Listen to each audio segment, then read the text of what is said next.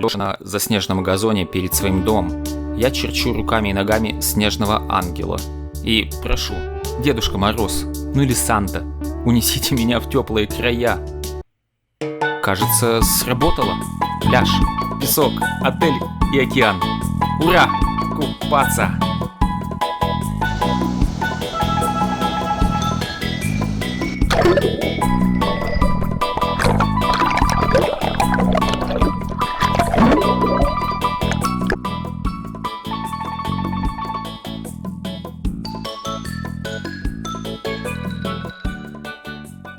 Песчаный пляж длиною в 10 километров. Теплые воды Атлантического океана, в которых можно купаться круглый год. Пальмы, солнце и роскошные отели. Все это Майами-Бич. Мы в отеле, выходящем прямо на пляж.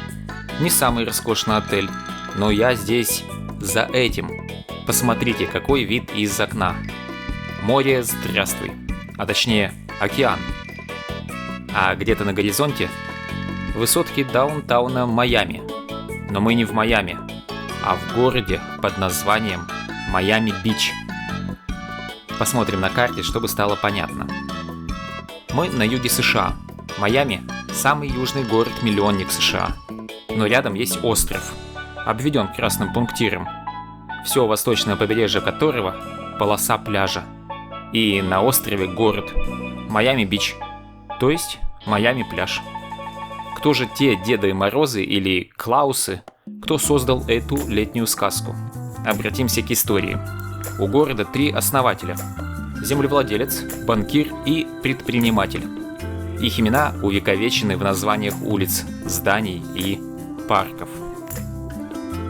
Всего каких-то 150 лет назад остров был необитаем, покрыт мангровыми зарослями на болоте с одной стороны, но с пальмами и песчаной полоской с другой. Земли у государства купили за центы и пытались устроить ферму кокосов, но кокосовые пальмы ломало ветром. Выращивание авокадо пошло лучше. Но когда технический прогресс привел железную дорогу в Майами, было принято судьбоносное решение развивать остров как курортное направление. В начале 20-х годов был заложен первый шикарный отель, который привлекал богачей полями для поло и гольфа, а также любовью основателя-предпринимателя автогонками. Через 5 лет уже было понастроено 50 отелей. И из годовых температур видно почему. Тут всегда лето. Глядя на чудесные набережные, шикарные проспекты и здания, шедевры архитектуры, аллею с бутиками, цветущие деревья, нам сегодня понятно, что все у основателей города удалось. Но история города-острова была непростой. В 1926 году случился ураган, который разрушил все постройки.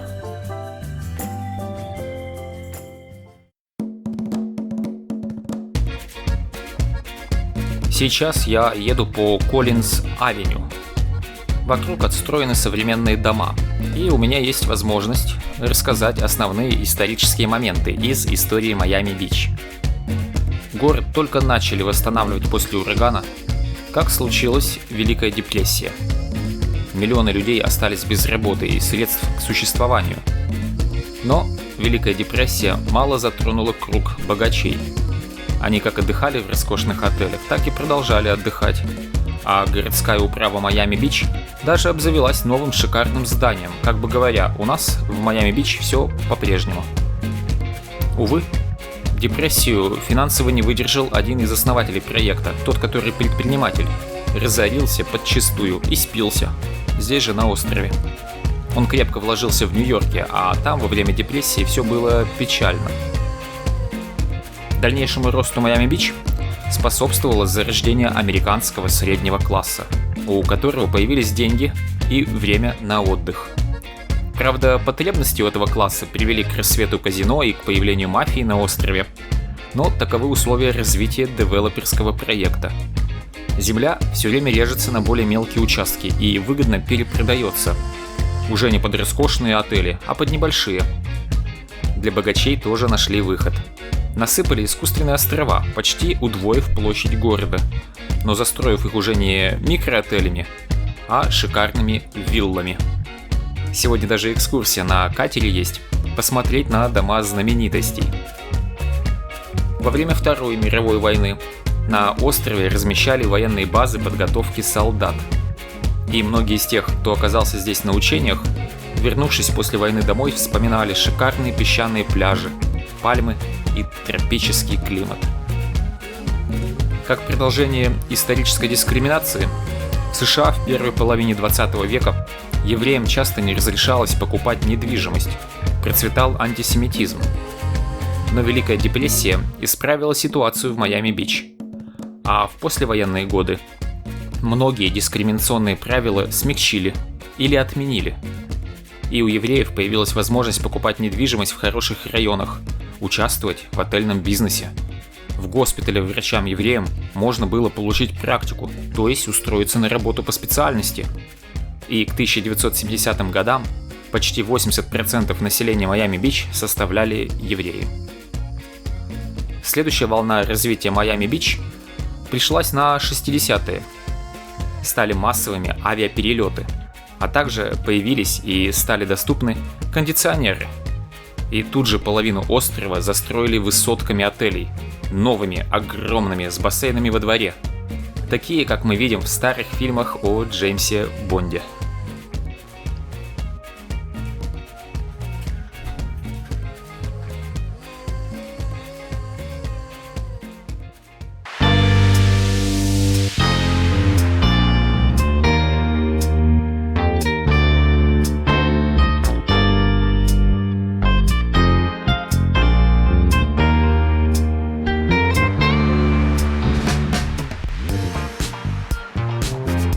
Новые отели сыграли злую шутку с исторической застройкой.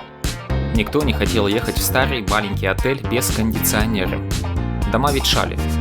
И из когда-то роскошного района Южный Майами становился недорогим районом со старой застройкой. Поэтому многие беженцы с Кубы, кто бежал от режима Кастро, находили здесь жилье.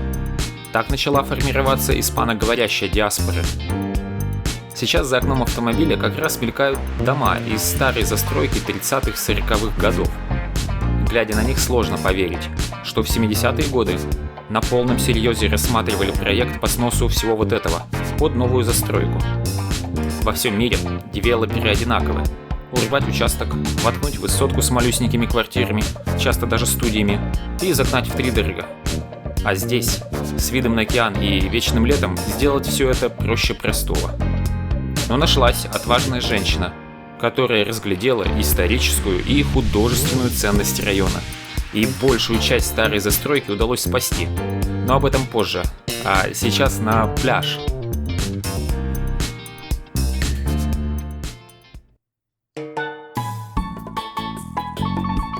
При выходе из отеля надо преодолеть дюну. Она защищает пляж от размытия и является заповедником. На пляже будки со спасателями и лежаки, которые платные. Лежаки стоят рядами, как кресла в кинотеатре. И что самое интересное, на пляже много чего происходит. В небе парят птицы. И самолеты с рекламными баннерами. Вот этот вот, например, рекламирует последний музыкальный альбом Хулио Иглесиаса. А проплывающая баржа видеоэкран рекламирует альбом Шакиры. На горизонте приплывают атлантические лайнеры. Между небом и водой болтаются на парашюте восторженно отдыхающие. Аж порой визжат от восторга. Ну, мне так кажется, что от восторга.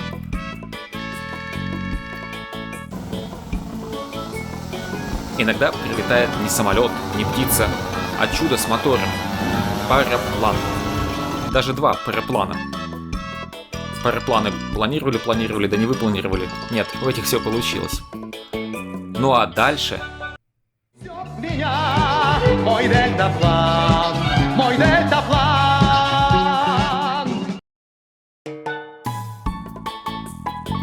Хватит о воздушных стихиях, мы же у океана. Тут часто волна. Поэтому для таких как я, кто любит понырять в волны или покачаться на них, это просто рай.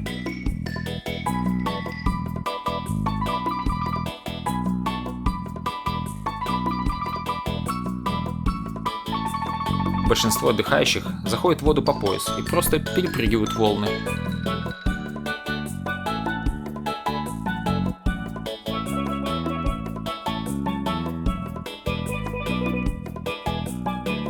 Но стоя чуть-чуть отплыть от берега, метров так на 100, то волна уже не захлестывает, а качает.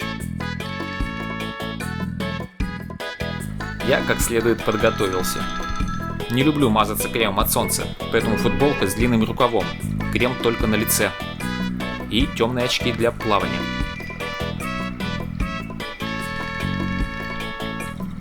В этом году модны короткие плавки. В Америке короткие плавки – это шорты чуть выше колена. А те плавки, которые были популярны раньше в России, в Америке называют бикини. Тут уж вам самим решать, хотите ли вы ходить по пляжу в бикини. Народ вокруг привычный, никто на вас коситься не будет. Вода теплая, 25-26 градусов, можно часами плавать. Но все почему-то сидят на берегу. Если кто-то заплывает подальше от берега, то велика вероятность, что это будет русскоговорящий.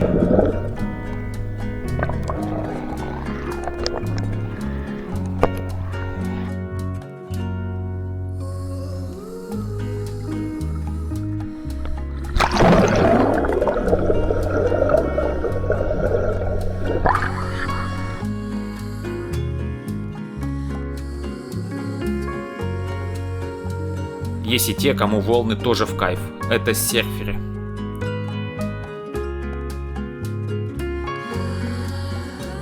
Надо будет тоже когда-нибудь попробовать. А то я думал, что серфинг — это Гавайи или Калифорния.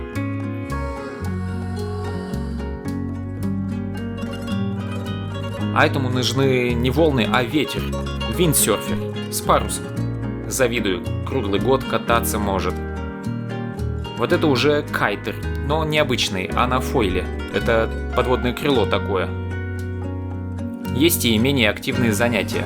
Рыбалка. С берега тоже можно рыбачить, не обязательно плыть куда-то на лодке. В общем, пляжный отдых — это не скучно. Просто надо найти занятие по душе. Но океанский прибой в тропиках невероятно хорош. Особенно на закате, когда спадает жара и берег пустеет. Гулять по пляжу — одно удовольствие.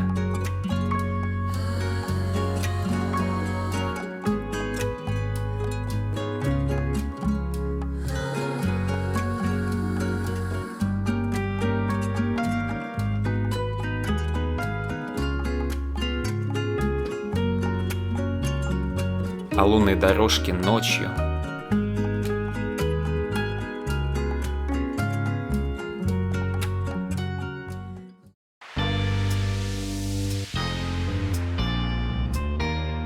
Наш отель расположен посередине острова, между севером и югом.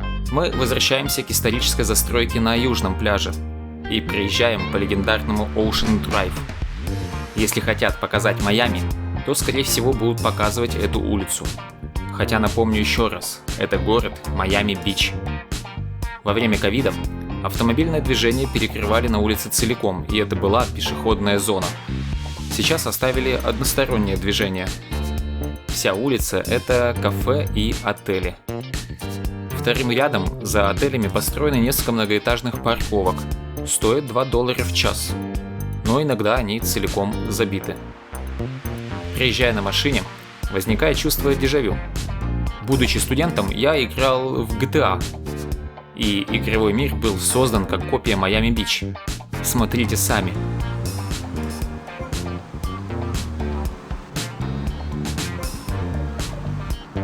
Говорят, в следующем году выйдет обновленная версия игры с крутой графикой и узнаваемыми пейзажами.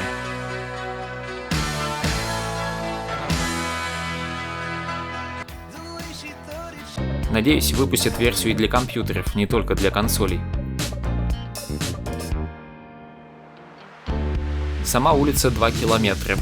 Сейчас еще не сезон, и время дневное, не вечер. поэтому народу немного. Если говорить про цены, то эти отели в первом ряду стоят $200-300 за ночь.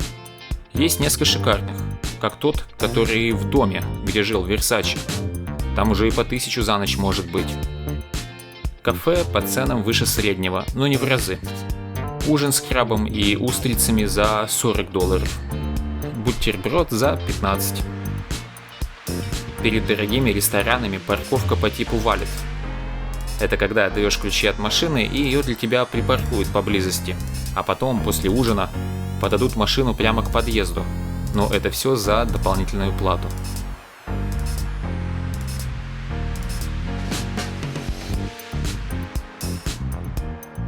Большие черные машины — это не братки, а таксисты. Просто теперь так выглядят лимузины. Одно название осталось.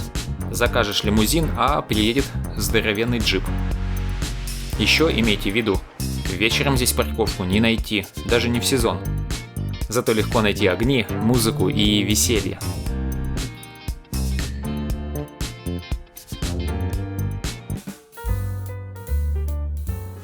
Напротив гостиниц, через улицу, расположен парк.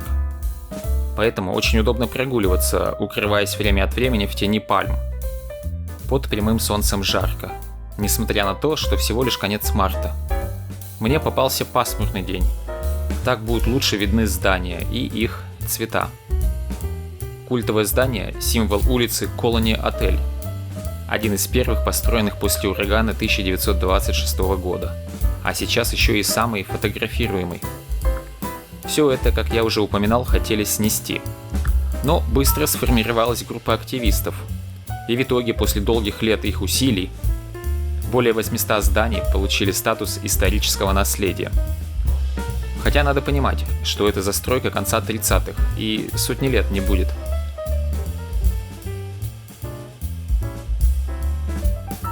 Следующий отель с вертикальной вывеской на фасаде служит ориентиром для очередной точки для фотографий. Но в этот раз не отеля, а термометра. Так можно получить фотодоказательство, что здесь всегда лето. Март 24-го, ноябрь 22-го. С декабря 21-го что-то своего фото не нашел. Есть только изображение Санты, по которому понятно, здесь и в декабре тепло. Следом за уличным термометром здание музея Арт-Деко. И если вы его посетите, то сразу скажете, что стиль следующей виллы вообще-то не Арт-Деко, а средиземноморское возрождение. И в этом самом доме жил Версаче, который сделал Майами-Бич местом для лакшери-вечеринок. Версаче вам не Ивлеева какая-нибудь. К нему в гости и принцесса Диана приезжала, и Элтон Джон, а не Киркоров какой-то. Здесь же на лестнице виллы Версаче и убили. Обратная сторона славы. Я думаю, у каждого здания на этой улице есть своя история. Я же не только прогулялся пешком, но еще и проехался по улице на велосипеде. Все варианты передвижения опробовал.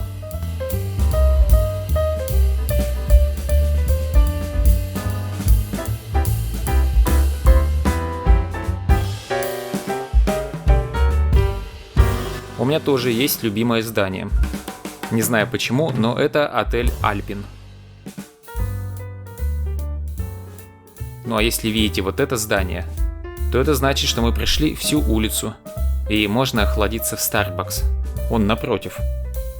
Напитки, конечно, холодные, со льдом. Даже в пасмурную погоду припекает.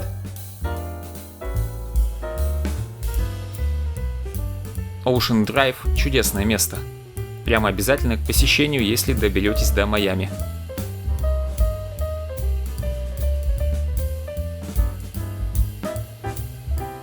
Спасибо тебе, Барбара Байер, за его сохранность.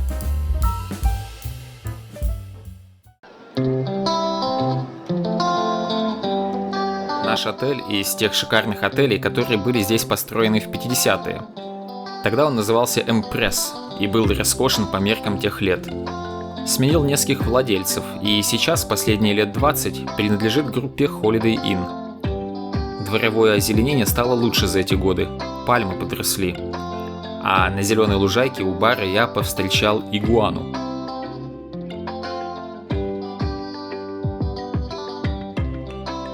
Я видел их и до этого, но обычно они поменьше и зеленые.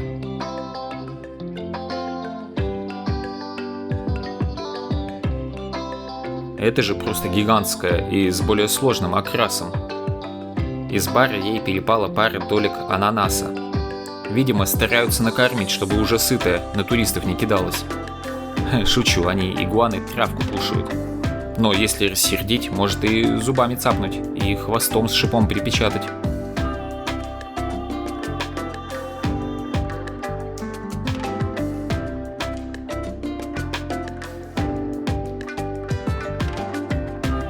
Само здание внешне изменений не претерпело. По классу отель 3-звездочный. И по рейтингу с веб-сайтов отзывы тянут на 3,5 звезды, что так себе.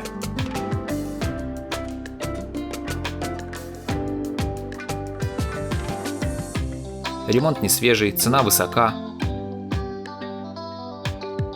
Зато какие виды. Это я в сторону Майами смотрю. Кстати, за высотным соседним зданием есть парковка. Всего $7 в день, а не 45, как в отеле. Пешком идти минут 10. Берите на заметку. На горизонте высотки даунтауна Майами. Туда уже пешком не дойти.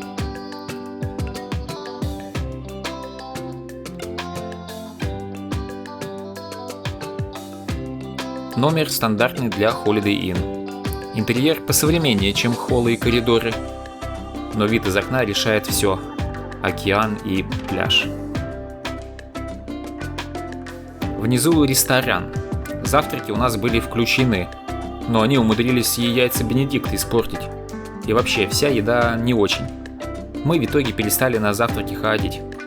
Хотя вполне себе стандартный завтрак от Holiday Inn. Просто на отдыхе хотелось чуть большего. Холл на первом этаже обновили. Здесь же зона ожидания и бар. А вот в спортзале плитку потолочную удалили, чтобы головой не биться. В общем, вы поняли, никак не выше 3 звезд. Еще и гамаки во дворе поубирали, а я любил полежать там с коктейльчиком.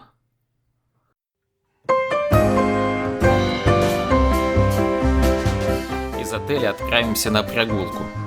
Так выглядит улица у отеля. Мы, в принципе, в шаговой доступности от южного пляжа. Минут за 50 дотопать можно. Но сегодня я решил опробовать автобус. Остановка минутах в 5-7 от отеля. Смотря как на светофор попадешь. Этот очень подолгу ждать приходится. Автобус непростой, а стилизован под исторический, называется троллейбус.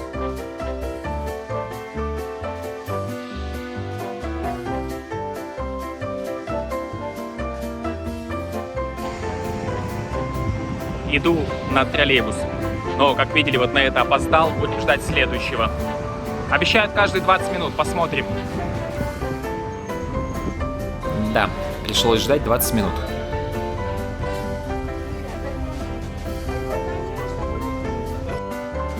Внутри отделка деревянными панелями, выглядит симпатично. Но вот подвеска автобуса-троллейбуса оставляет желать лучшего, трясет неимоверно.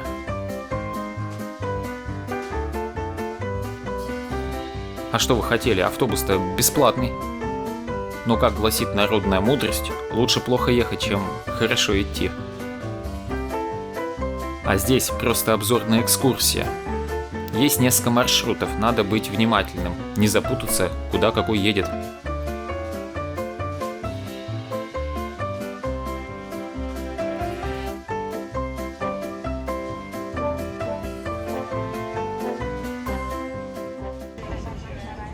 Девушка, а вы опять трамвай ждете? Опять троллейбус. Есть и платные экскурсии на автобусах, хочешь амфибиях, хочешь двухэтажных.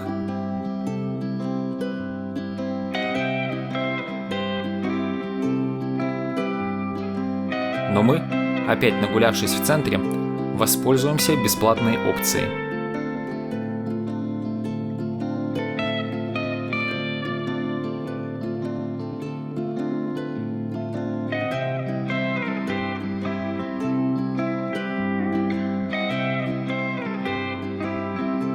В троллейбусах кондиционеры. Плюхаясь на сиденье, проверьте, не набежала ли на них лужица из кондиционера. Ну и опасайтесь часа пик. Посреди дня кататься лучше всего, есть сидячие места. У автобуса есть неоспоримое преимущество, не надо следить за дорогой, и можно все вокруг поразглядывать. Получается бесплатная автобусная экскурсия.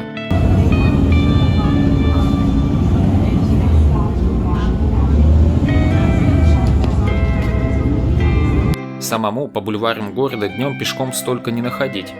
Все-таки улицы длинные, а погода жаркая. Среди зданий попадаются и исторически значимые.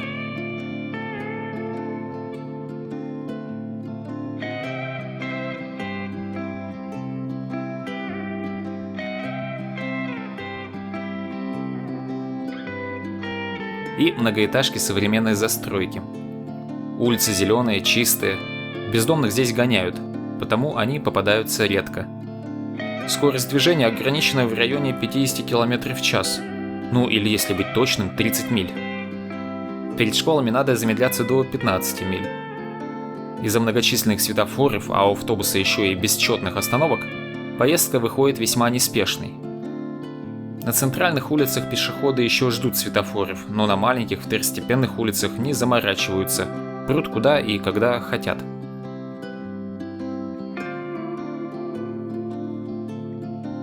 Большинство машин на улице вполне обычные. Суперкары попадаются нечасто. Видимо, днем на них не ездят, а используют по вечерам и ночам для поездок в модные клубы.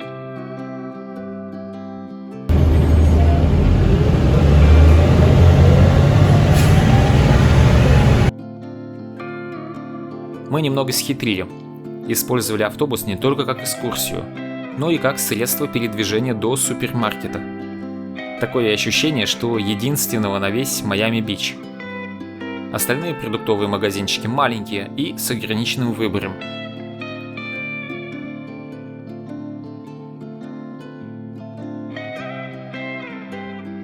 И это на автобусе до супермаркета ехать долго, минут 40. На машине весь путь от отеля занимает 10 минут.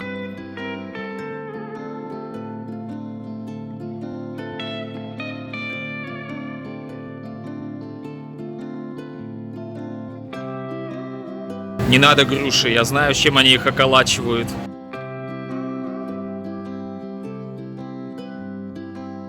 Есть отдел кулинарии с готовой едой. Можно использовать как кафе, есть и столики снаружи у магазина. Ну и выбор шикарный. Если в магазине есть бельгийское пиво и икра, то жаловаться можно только на цены.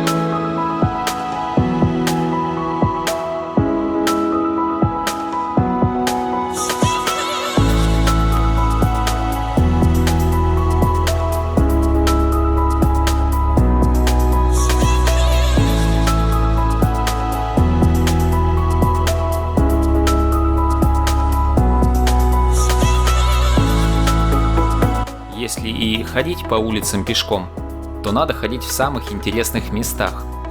На набережной мы уже были. Сейчас же пройдемся по Линкольн-Роуд. Это торговый центр под открытым небом. Для привлечения внимания туристов по всему бульвару выставляют арт-объекты. Витринами магазинов современных избалованных покупателей уже не удивить. Очень приятная аллея для прогулок. Пешеходная, машины по ней не ездят. К деревьям подвязывают орхидеи. И звенелки, ловцы ветра. Давайте послушаем, как они звучат.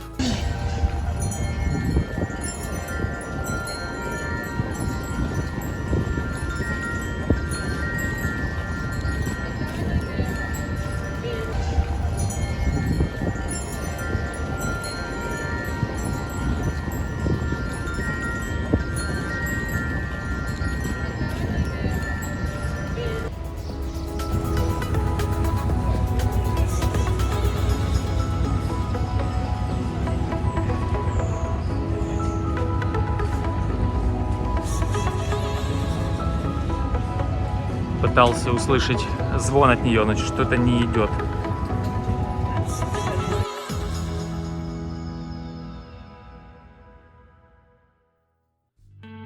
Линкольн-Роуд был создан тем же архитектором, кто построил Супер-отель. Тот самый с Джеймс Бондом.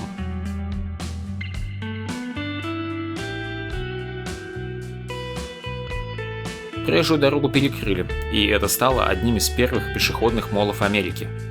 На момент открытия это был самый шикарный торговый центр. Неплохо для 60-го года, да? Почему-то вспомнились фото из советской истории, когда модели от Dior в Москву привезли. А надо было сюда везти, тут уместнее было бы. Как раз те же годы.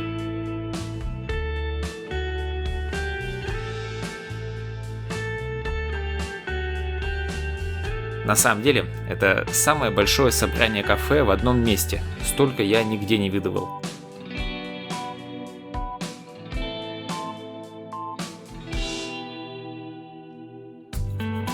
Так как это все под открытым небом, то от жары пытаются спастись фонтанами и мощными вентиляторами. Да и до океана-то всего километр будет, и свежий бриз здесь тоже немного остужает воздух.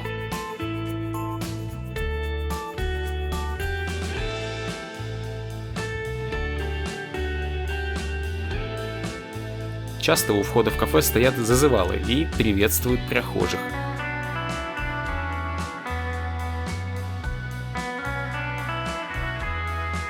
Среди арт-объектов попадаются не только приветы из 60-х, но и современное творчество.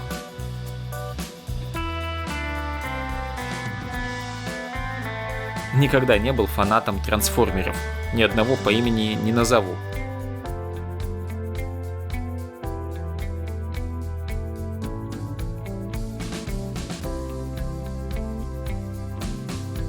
Но инженерное чутье подсказывает, что здесь не одна машина упрятана.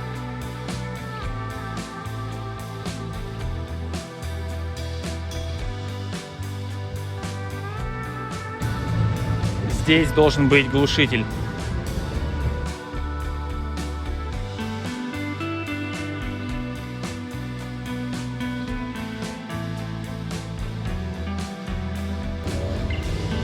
Чей туфля? Чей туфля? Мое. Спасибо. Табличка рассказывает, что кроссовки тоже можно перерабатывать для повторного использования, и это важно для сохранения окружающей среды.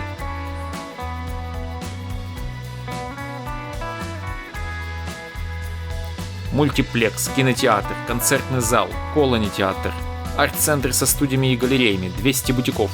Все это привлекает 11 миллионов посетителей в год.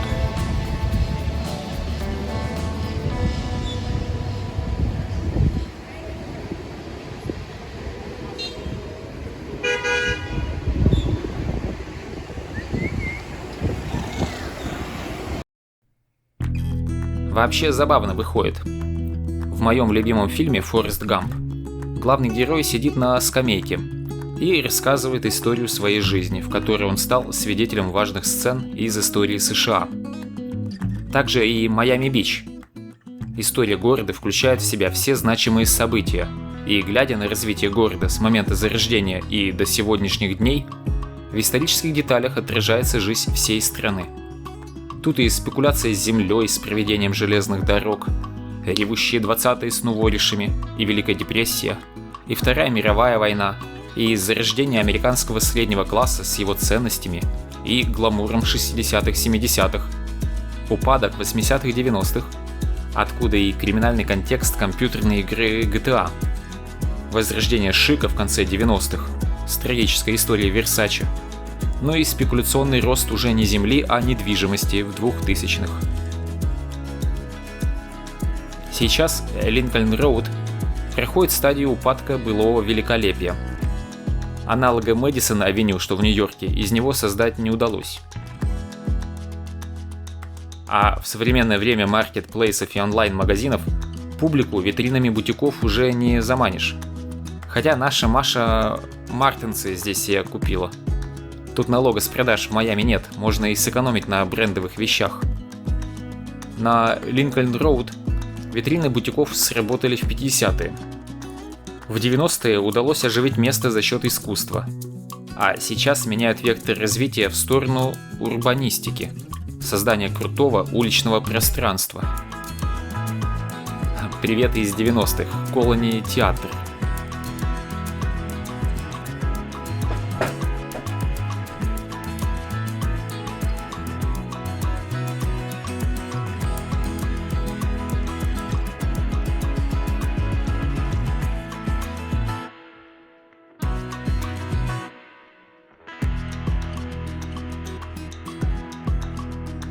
Сегодня не только я тут снимаю. Давайте не будем мешать и обойдем.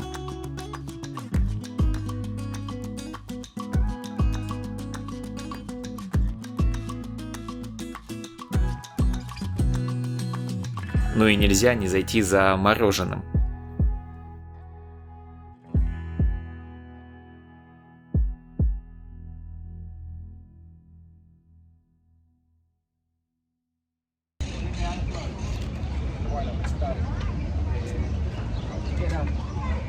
Хрустящая вафелька. Уже поедая мороженое, стало понятно, а точнее стало видно, что же снимал фотограф. Это попугаи, которые живут на пальмах. Один очень старательно запихивал веточку в конструкцию гнезда, и тут до меня дошло, что же они, попугаи, так все время кричат в ветвях.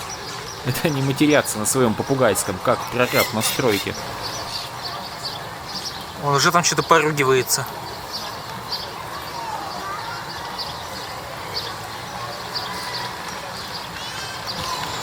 У этого попугая, кажется, все получилось. Будете в тех краях, передавайте Кеше привет.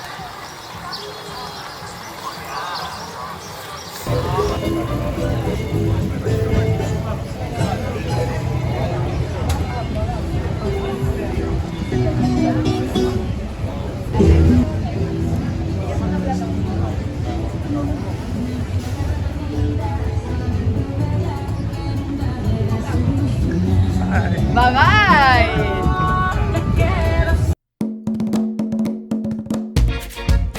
Давайте немного соберем воедино наше посещение Майами-Бич. Делать это будем с помощью карты. Наш отель здесь. Ocean Drive с историческими отелями Art-Deco здесь. Цветные маршруты бесплатного автобуса, троллейбуса и продуктовый супермаркет-магазин здесь. Осталось посетить самую южную набережную и пирс города Майами-Бич. Вдоль всей набережной высокоэтажки элитных квартир. Морской порт с яхтами.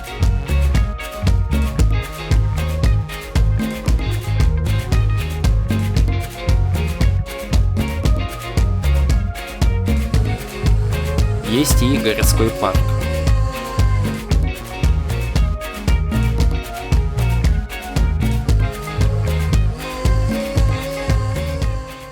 Главное же действо разворачивается после 5 вечера, когда из порта Майами начинают отходить круизные лайнеры. И городской парк становится лучшим местом, чтобы полюбоваться на эти грандиозные творения рук человеческих. Плавающие громады, несущие романтику морских путешествий.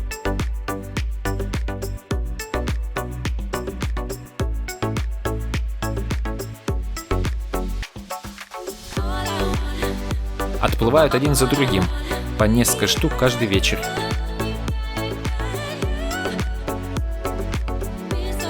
Когда-нибудь и мы совершим круиз на таком лайнере. Давно уже хотим, только вот все времени не находится.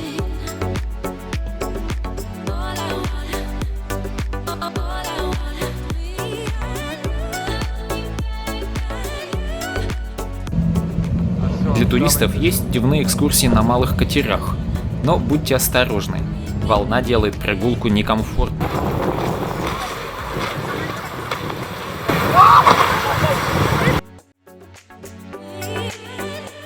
Наглядный пример, почему можно соглашаться на прогулку только на больших яхтах.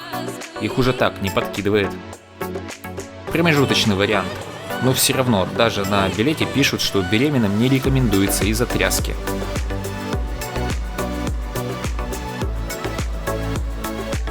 Ну и географическая достопримечательность, интересна только из-за топографии. Южный пирс, где все идут делать селфи и еще раз взглянуть на пляж. Южный пляж города Майами-Бич.